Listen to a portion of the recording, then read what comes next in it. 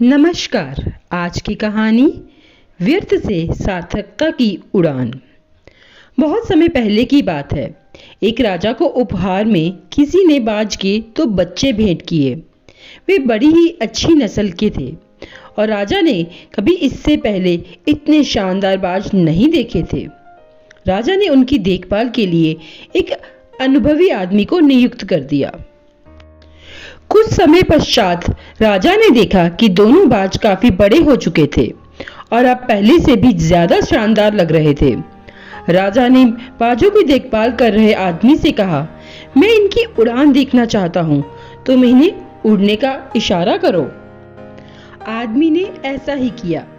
इशारा मिलते ही दोनों बाज उड़ान भरने लगे, पर जहाँ एक बाज आसमान की ऊंचाइयों को छू रहा था, वहीं दूसरा कुछ ऊपर जाकर वापस उसी डाल पर आकर बैठ गया जिससे वह उड़ा था।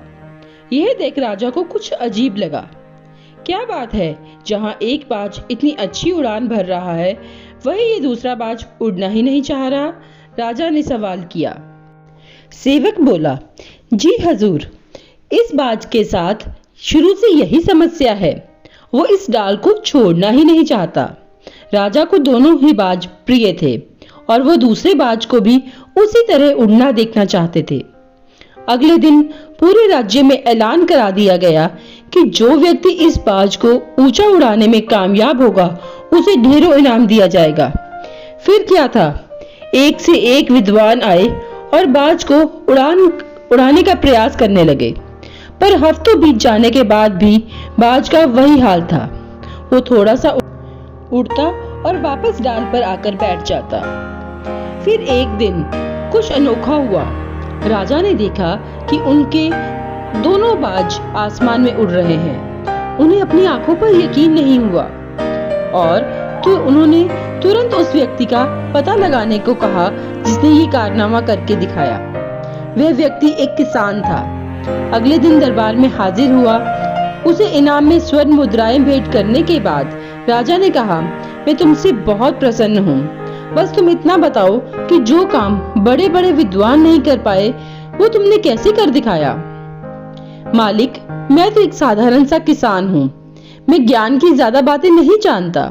मैंने तो बस वो डाल काट दी जिस पर बैठने का वो आदी हो चुका था, और जब वो डाल ही नहीं रही तो वो भी अपने साथी के साथ ऊपर उड़ने लगा। इस कहानी से हमें यह शिक्षा मिलती है कि हम सभी ऊंची उड़ान भरने के लिए ही बने हैं, लेकिन कई बार हम अपने कंफर्ट जोन में होते हैं।